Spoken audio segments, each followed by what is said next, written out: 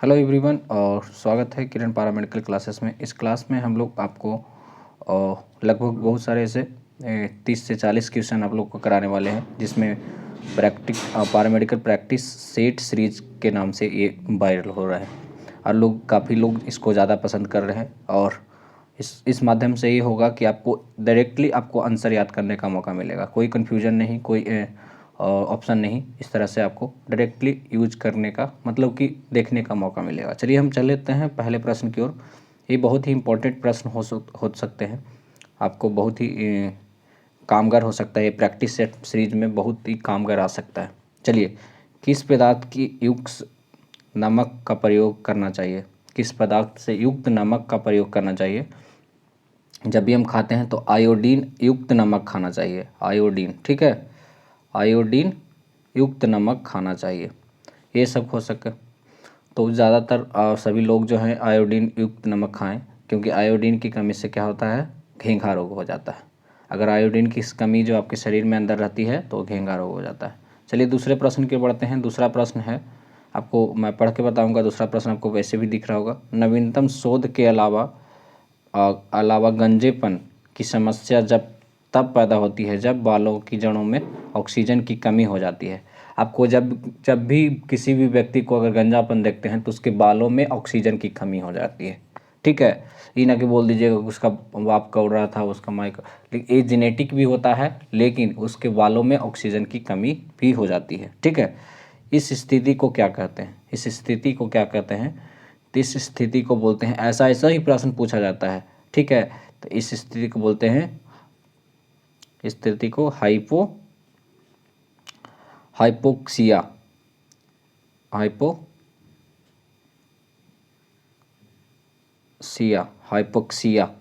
Hypoxia इस तरह से इसे बोला जाता है। चलिए अगले प्रश्न की ओर बढ़ते हैं। अगला प्रश्न क्या है? तो तीसरा प्रश्न ए में है, किस रोग के रोकथाम के हेतु इंसुलिन की नियमित सुई लेनी पड़ती है? आपको पता ही होगा, डायबिटीज रोग जिसे हम बोलते हैं, डायबिटीज जो होता है जिसे हम बोलते हैं मधुमेह के नाम से जानते होंगे, मधुमेह के नाम से जानते होंगे। इसमें नियमित रूप से लोगों को क्या लिया जाता है? इंसुलिन की सुई ले जाती है ना। इंसुलिन की सुई अगर इंसुलिन की सुई अगर एक भी दिन नहीं पड़ता है तो उसकी डायबिटीज़ लेवल हाई हो जाती है, और ज़्यादा भी इंसुलिन का सुई लेना भी हानिकारक होता है। तो इस तरह से भी आते हैं प्रश्न। चलिए, किस अंग की गड़बड़ी में मधुमेह बीमारी जो होती है होने की संभावना होती है? किस अंग में मधुमेह रोग होता है आपको बताना है। तो मधुमेह रोग जो होता है अग्नाशय में होता है, अग्नाशय में होता है ना, अग्नाशय में होता है, अग्नाशय लिख लीजिएगा। और अगर पाँचवा प्रश्न है, शरीर में यूरिक अम्ल के बढ़ने से कौन सा रोग होता है? अब कोई ना कोई जो अम्ल का बढ़ोतरी ज़्यादा हो जाता है तो उसको बढ़ने से क्या होता है? तो शरीर में यूरिक अम्ल अगर बढ़ने से जहाँ तहाँ क्या हो जाता है, दर्द हो जाना शुरू हो जाता है, जिसे हम गठिया के नाम से जानते हैं, गठिया रोग। तो अगर पूछेगा कि शरीर में यूरिक अम्ल की बढ़ोतरी हो जाने से क्या होता है, तो गठिया रोग हो जाता है, ठीक है। किस रोग के रोकथाम के लिए, यहाँ प्रश्न दिया हुआ है, किस रोग के रोकथाम के लिए बीसीजी का टीका लगाया जाता है? आपको पता ही होगा, बीसीजी का टीका जो लगाया जाता है टीबी के लिए लगाया जाता है। टीबी का नाम सुने होंगे, टीबी के लिए लगाया जाता है, जिसे हम क्षय रोग के नाम से भी जानते हैं। क्षय रोग है ना, क्षय रोग के नाम से भी जानते हैं, क्षय रोग के नाम से जानते हैं। चलिए अगला प्रश्न है। ऐसे ही ज़्यादा प्रश्न होने के चांसेस होते हैं। अगर 4 ऑप्शन होता है तो चारों ऑप्शन पढ़ना पड़ता है। तो इस तरह से मैंने सोचा कि ये ज़्यादा से ज़्यादा क्वेश्चन कराने के लिए इस तरह के लाए जाए। उत्तकों में असमान वृद्धि को क्या कहते हैं? उत्तकों में जब असमान वृद्धि होने लगती है, उसका साइज बढ़ना लगता है, कोई शेप साइज किसी तरह का कोई नहीं, तो क्या होता है? तो उत्तकों में असमान वृद्धि होता है तो कैंसर हो जाता है, किसी को कैंसर हो जाता है। कैंसर का नाम सुने होंगे, कैंसर हो जाता है। ये होता है टिश्यू को डैमेज होने से।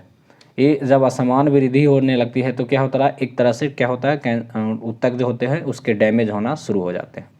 चलिए अगला प्रश्न है, विकिरण से कौन सा कैंसर होता है?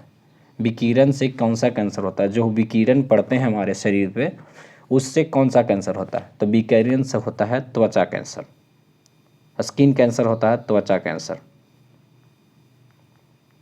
ज़्यादातर प्रश्न इसी तरह से पूछे जा सकते हैं। चलिए अब कहता है, अगला प्रश्न है रेडियोधर्मी पदार्थ रेडियम और प्लूटोनियम से कौन सा रोग होता है। जो रेडियोधर्मी पदार्थ होते हैं उसको यूज करने से कौन सा मतलब रोग होता है। तब मैंने बोला था एक्सरे वगैरह का, जो भी लोग ज़्यादातर एक्सरे कराते हैं उसको क्या होता है, उससे हड्डी का कैंसर हो जाता है। हड्डी वाला कैंसर का नाम सुने होंगे,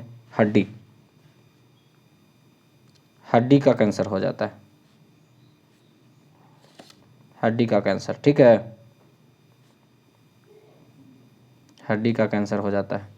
तंबाकू चबाने से कौन सा रोग होता है। तो तंबाकू चबाने से मुख कैंसर होता है, मुंह का कैंसर, मुख कैंसर। तो इस तरह से लिख सकते हैं आप।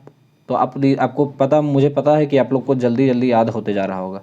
चलिए 11 नंबर प्रश्न में चलते हैं। जैसे ये है एक तरह का किस रोग को लुकेमिया भी कहा जाता है। कौन सा ऐसा रोग है जिसे हम लुकेमिया के नाम से भी जानते हैं। तो लुकेमिया को हम किस नाम से जानते हैं, तो रक्त कैंसर के नाम से जानते हैं, रक्त कैंसर। लुकेमिया को हम रक्त कैंसर के नाम से जानते हैं। अधिक धूम्रपान करने से कौन सा रोग होता है।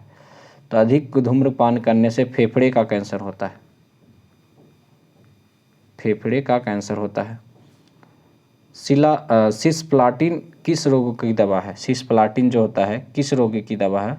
तो सिस्प्लाटिन जो होता है कैंसर रोग की दवा है। कैंसर जो होते हैं उसमें सिस्प्लाटिन को यूज किया जाता है और कीमो का भी यूज किया जाता है। तो सिस्प्लाटिन क्या है, किस रोग की दवा है, तो ये कैंसर की दवा है। पीलिया रोग क्या होता है, आपको पता होगा। तो पीलिया रोग क्या होता है, तो पीलिया में क्या होता है, रक्त अत्यधिक बिलुरीन की मात्रा में, बिलुरीन की मात्रा जो त्वचा और आँखों में पीलापन ला जाता है। बिलुरीन जो होता है आँखों और त्वचा में क्या होता है, पीलापन ला देता है, और तथा मूत्र में क्या करता है, पीलापन होता है। उसी को हम क्या बोल जाते हैं, पीलिया बोला जाता है। तो आप याद कर लीजिए, ऐसे भी बिलुरीन की मात्रा है, बिलुरुबिन इसको बोला जाता है, बिलुरुबिन। तो लिख सकते हैं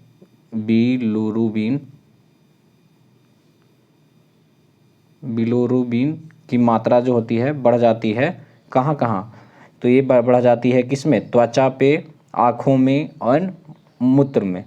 तो ये बढ़ जाता है, तो इसी को हम पीलिया रोग कहा जाते हैं। पीलिया को आप लोग ऐसे भी जॉन्डिस बोल सकते हैं। तो पीलिया जॉन्डिस को भी कह सकते हैं। चलिए, कैंसर की बीमारी कौन से भाग में हो सकती है। कैंसर की बीमारी जो होते हैं अधिकतर मनुष्य के अधिकतर भागों में हो सकती है, जो कि लोगों को क्षतिग्रस्त, बहुत ही गंदे तरीके से क्षतिग्रस्त कर सकता है। तो ऐसा होता है कि क्षतिग्रस्त होने के बावजूद भी लोग उसे संभाल नहीं पाते, क्षतिग्रस्त होने के बावजूद भी उसे संभाल नहीं पाते। अगर तो अनेकों भाग में हो सकता है, जैसे कि हड्डी वगैरह। कैंसर की बीमारी कौन कौन, मौत वगैरह सारे संपूर्ण शरीर में हो सकता है। अगर 2 तरह के कैंसर अगर हो जाते हैं किसी व्यक्ति को, जैसे कि pancreas cancer and blood cancer, उसका कोई इलाज नहीं है। 2 चीज़ों का इलाज नहीं है, उससे बचा जा सकता है। उससे कम समय चांसेस होते हैं जब किसी को हो जाता है, तो उसमें साइड इफ़ेक्ट आपको दिखने लगेंगे अगर होता है तो। अगर किसी बच्चे को इंग्लिश मीडियम में चाहिए क्वेश्चन, तो आप लोग इंग्लिश मीडियम में भी यहाँ पे क्वेश्चन दिया हुआ है। PDF अगर डाउनलोड करने के लिए आपको टेलीग्राम चैनल ज्वाइन करना पड़ेगा। चलिए अगले प्रश्न की ओर चढ़ते हैं, जो कि हिंदी में है और बहुत ही तरह से हिंदी में पूछा जाता है। Salt containing which substance should be used, मतलब किस पदार्थ युक्त को प्रयोग करना चाहिए आयोडीन में। तो आयोडीन युक्त पदार्थ को यूज़ किया जाना चाहिए। जिस तरह से प्रश्न है इंग्लिश में मैंने ट्रांसलेट करके आपको दे दिया है। चलिए आगे चलते हैं अगले प्रश्न की ओर। जैसा कि आप पहचान पा रहे हैं कि ये जो आ गया क्या है, ये जो है 3 का B है। आपको यहाँ से क्वेश्चन दिख रहा होगा, वो 3 नंबर पेपर था और 3 का B आ गया है। तो मैंने एक पेपर और आपको क्या था, कल मैं 47 मिनट का लगभग कल लाइव क्लासेस चलाया था, उसके बारे में भी बताया था। तब मनुष्य के अतिरिक्त ऐसा कौन सा जानवर है जो अलग अलग रंगों से पहचाना जाता है। कौन सा ऐसा जानवर है जो अलग अलग रंगों से पहचाना जाता है। को पहचान सकता है? कौन सा ऐसा जानवर है जो अलग अलग रंगों को पहचान सकता है? तो ये जो है बंदर जो होता है अलग अलग रंगों को पहचान सकता है। बंदर लिख सकते हैं ऑप्शन में, यहाँ पे बंदर पहचान सकता है। ठीक है, बंदर। चलिए, स्त्रियों की तुलना में अधिक पुरुषों में बंधता से पीड़ित हो सकते हैं। क्यों हो सकते हैं? केवल पुरुषों में केवल एक्स क्रोमोसोम होता है, और ठीक है, पुरुषों में क्या होता है? एक्स क्रोमोसोम होता है, इसीलिए अधिक पुरुषों बंधता से पीड़ित हो सकते हैं। क्योंकि जो बंधता वो ऐसी चीज़ है जिसमें लाल और हरा को लाल और हरा की पहचान नहीं कर पाना, इस तरह से उसमें दिक्कतें आती हैं। पुरुषों में एक्स केवल जो होता है एक्स गुणसूत्र केवल पाए जाते हैं, लेकिन स्त्रियों में 2 होते हैं। इसलिए जब दोनों एक्स गुणसूत्र रोगग्रस्त हो जाते हैं तो स्त्रियां केवल वाहक होती है। जब पुरुष माता या पिता किसी भी रोगग्रस्त से एक्स गुणसूत्र से प्रभावित होकर प्रता हो जाता है तो जंतु विज्ञान जैसे के डॉक्टर जो होते हैं उसको ठीक करने की कोशिश करते हैं। तो इस तरह से आपको कहीं कहीं बताया गया है इस तरह से। तो चलिए अगले प्रश्न की ओर बढ़ते हैं। तो इसका आंसर होगा पुरुषों में केवल एक्स क्रोमोसोम पाया जाता है। पुरुषों में केवल क्या हो जाता है? एक्स क्रोमोसोम पाया जाता है। अब बंधता में क्या होता है कि किन रंगों की पहचान नहीं कर पाती है, कोई लोग नहीं कर पाता है। तो यहाँ पे कर पाता है, यहाँ पे थोड़ा सा मिस्टेक है। तो लाल और हरा का पहचान नहीं कर पाता है, लाल और हरा का पहचान नहीं कर पाता है। जिससे अगर किसी को ब्लाइंडनेस हो जाता है, कलर ब्लाइंडनेस हो जाता है, तो क्या होता है? ये पहचान नहीं करता। बंधता जो होता है, बंधता जो होता है, इन्होंने एक वैज्ञानिक ने ये भी कहा है जिसका नाम था डाल्टनिज्म, वे भी कहते हैं कि यह आनुवंशिक रोग है जो वंशानुगत द्वारा पीढ़ी द्वारा दूसरी पीढ़ी में जाता है। ऐसा क्या है कि ये जेनेटिक्स रोग है। अगर आज पिता को है तो कल उसके बेटे को होगा, और बेटे को भी हो सकता है। ये जेनेटिकल मतलब कि एक पीढ़ी से दूसरे पीढ़ी में ये ट्रांसफ़र होते रहते हैं। तो ये जो है किसने बताया कि ये जेनेटिकल बढ़ते रहता है? तो एक वैज्ञानिक थे जिसका नाम था डाल्टोनिज्म, लिख सकते हैं डाल्टोनिज्म, जो उन्होंने कहा था डाल्टोनिज्म। ये पूछ सकता है, अगर पूछ सकता है कि बंधता के बारे में जेनेटिक्स का कारण किसने बताया, तो डाल्टोनिज्म ने बताया। इस तरह से पूछे जाते हैं। चलिए अगले प्रश्न है चौथे नंबर के प्रश्न, जिसमें बहुत ही बेहतरीन हो सकते हैं। कार्बोहाइड्रेट में कार्बन, हाइड्रोजन तथा ऑक्सीजन की निश्चित अनुपात क्या होता है? जो होता है कार्बोहाइड्रेट कार्बन, हाइड्रोजन और ऑक्सीजन की निश्चित अनुपात क्या होती है? तो 1:2:1 की मात्रा में पाई जाती है। शरीर में ऊर्जा के लिए मुख्यतः क्या होना चाहिए? शरीर में ऊर्जा के मुख्यतः स्रोत जो होता है क्या होता है? तो मुख्यतः स्रोत जो होता है कार्बोहाइड्रेट होता है, कार्बोहाइड्रेट होते हैं, है ना, कार्बोहाइड्रेट होते हैं।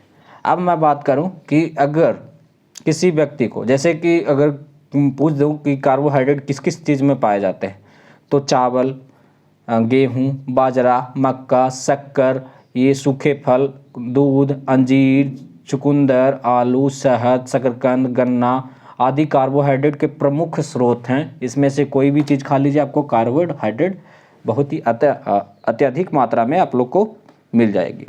जैसे कि मैं बोलता हूं कि इस तरह के जो है प्रश्न पूछे जाते हैं कि ये सबसे ज़्यादा स्रोत, कार्बोहाइड्रेट का सबसे मुख्य स्रोत कौन है? तो ये सारे मुख्य स्रोत हैं, इससे आपको ज़्यादातर क्वेश्चन पूछे ही जाते हैं। चलिए, मोनोसेक्राइड का आधार सूत्र क्या है? यहाँ पे आधार सूत्र लिखा गया है। आधार सूत्र क्या है मोनोसेक्राइड का? तो मोनोसेक्राइड का आधार सूत्र होता है CH2O जो होता है, यह होता है इन, इस तरह से होता है। अब बोल रहे हैं डाइसेक्राइड का सूत्र क्या होता है? तो डाइसेक्राइड का इसी भी तरह से होता है। तो मोनोसेक्राइड और डाइसेक्राइड में अंतर भी होते हैं, बहुत सारे अंतर हैं। तो ये जो मैं बता देता हूँ इसका, तो पहले सूत्र जान लीजिए। मोनोसेक्राइड होता है, ये तो मोनोसेक्राइड का मैंने सूत्र बता दिया, जिसको बोला जाता है CH2, है ना, O, अगर ब्रैकेट में कर दें तो यहाँ पे N लिखना होगा, ठीक है। डाइसेक्राइड का होता है C12H22 एंड O11, इसको बोला जाता है डाइसेक्राइड। अब पूछता है ग्लूकोज क्या है, तो ग्लूकोज है जो मोनोसेक्राइड कार्बोहाइड्रेट है। मैं बोला था ग्लूकोज क्या है, ग्लूकोज जो है मोनोसेक्राइड कार्बोहाइड्रेट है। आपको प्रश्न पूछा जा सकता है यहाँ पे ग्लूकोज क्या है, तो मोनोसेक्राइड कार्बोहाइड्रेट है। तो लिख लीजिए मोनोसेक्राइड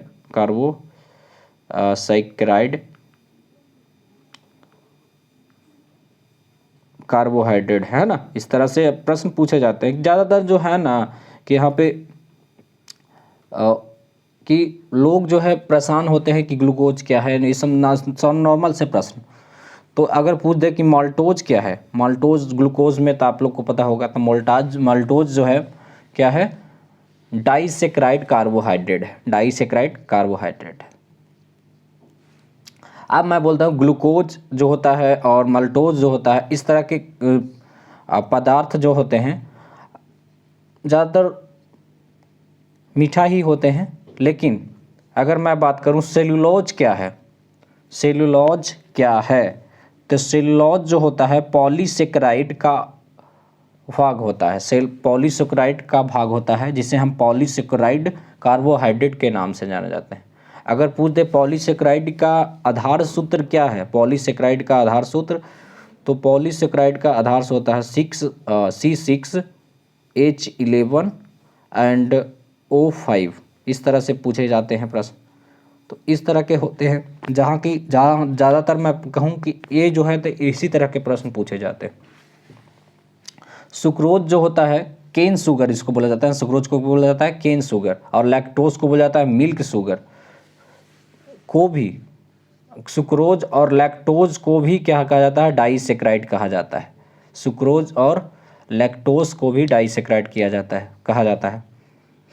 अब पूछेगा क्वेश्चन सेलुलोज क्या है, तो सेलुलोज जो है पॉलीसेकेराइड कार्बोहाइड्रेट है।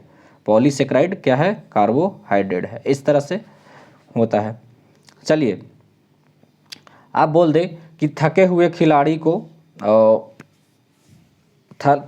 खिलाड़ी को क्या लेने की मतलब कि सलाह दी जाती है। जो थका हुआ खिलाड़ी होता है उसको क्या लेने की सलाह दी जाती है, तो थके हुए खिलाड़ी को दिया जाता है कार्बोहाइड्रेट लेने की सहायता।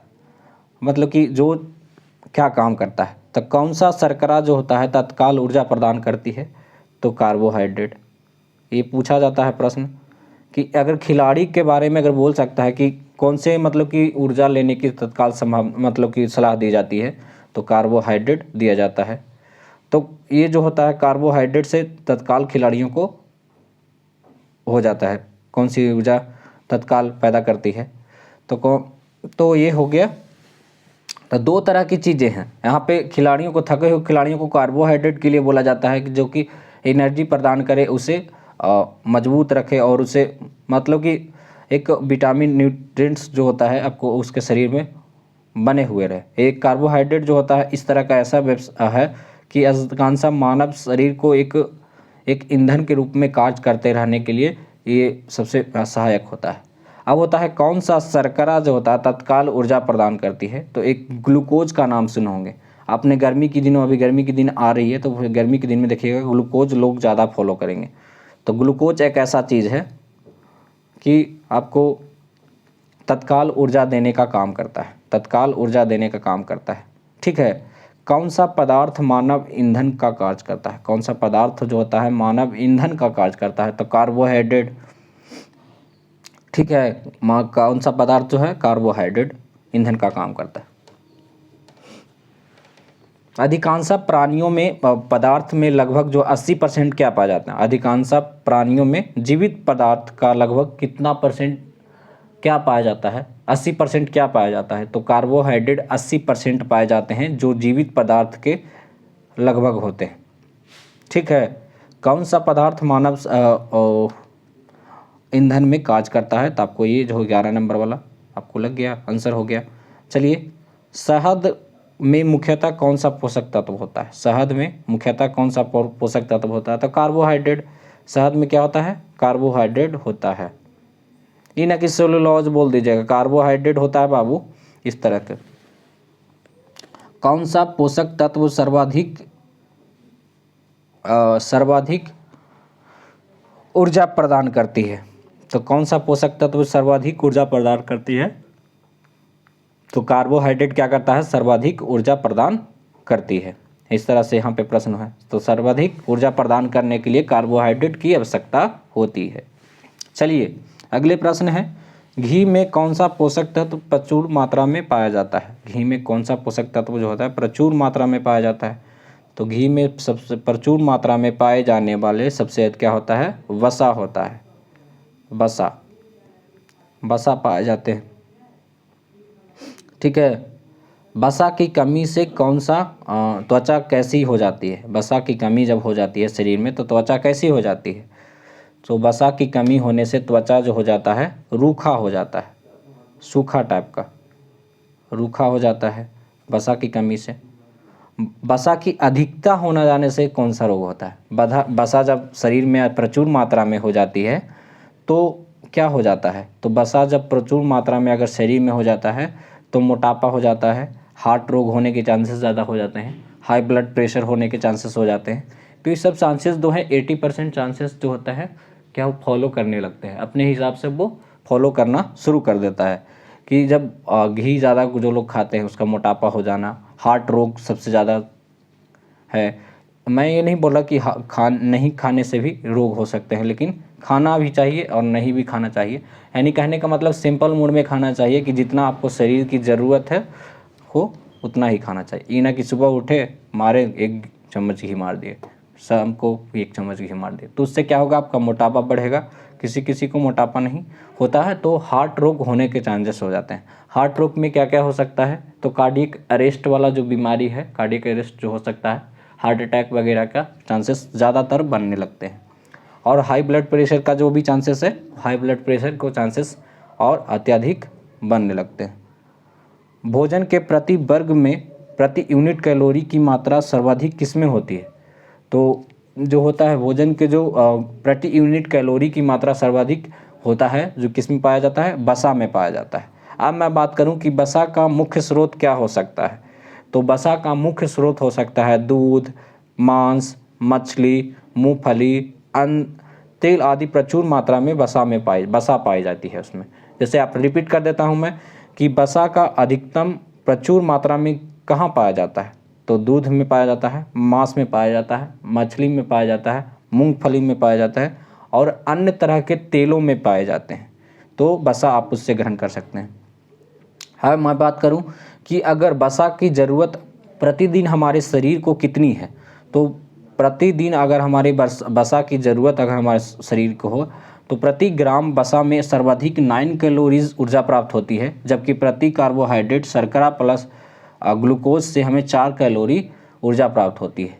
तो यानी कहने का मतलब कि ज़्यादा ऊर्जा की अगर ज़रूरी है, कैलोरी ऊर्जा की ज़रूरी है तो आपको घी 2 चम्मच लपेट लेना है और एकदम जुगाड़ लगा के खा लेना है। कि अब उससे क्या है कि 1 ग्राम अगर घी खाते हैं तो 9 कैलोरी क्या है आपको वसा आपके शरीर में ऊर्जा देती है, ऊर्जा प्राप्त करती है। अगर प्रति कार्बोहाइड्रेट जैसे प्रति 1 कार्बोहाइड्रेट लेते हैं, जैसे कि इसमें 1 ग्राम कार्बोहाइड्रेट लेते हैं जिसमें शर्करा प्लस ग्लूकोज दोनों प्रेजेंट होता है, जिसमें हमें सिर्फ 4 कैलोरी मिलते हैं, 4 कैलोरी मिलते हैं, जिसमें क्या होता है कम ऊर्जा प्रदान होती है। तो इसी तरह से प्रश्न आपको जो है पूछे जा सकते हैं और मैं बताते जाता हूँ, लोग जो है फॉलो करना शुरू कर देते हैं। और जो है इंग्लिश में अगर पढ़ना है तो इंग्लिश में what is glucose, what is maltose, मैंने हिंदी में बताया तो बाकी सेम चीज़ें जो है इंग्लिश में भी वही चीज़ें पूछी गई है। तो आप क्या कर सकते हैं उसको फॉलो कर सकते हैं, बट मीन्स इसका जो है फॉलो करना आप लोग के लिए बहुत ही अच्छा लाभदायक हो सकता है और ज़्यादातर लोग उससे फॉलो करना अच्छा समझते हैं। तो आज के लिए इतना ही लाइव सेशन का, और जस्ट मैं 25 मिनट का लाइव सेशन अगर हो गया है तो थैंक यू। अगर सभी बच्चों को मैं कहता हूं कि अगर PDF डाउनलोड करना चाहते हैं तो किरण पैरामेडिकल क्लासेस का टेलीग्राम चैनल ज़रूर ज्वाइन करें। उसमें PDF डेली का डेली जो है आपको इसी माध्यम से टेलीग्राम के माध्यम से जाता है। तो ज़रूर से ज़रूर सभी बच्चों को मैं बोलता हूँ हर एक वीडियो में कि ज्वाइन ज़रूर करें। Thank you very much. आज के लिए इतना ही, मिलते हैं नेक्स्ट वीडियो में, तब तक के लिए धन्यवाद। आपका दिन शुभ हो। लाइव सेशन में जुड़ने के लिए धन्यवाद।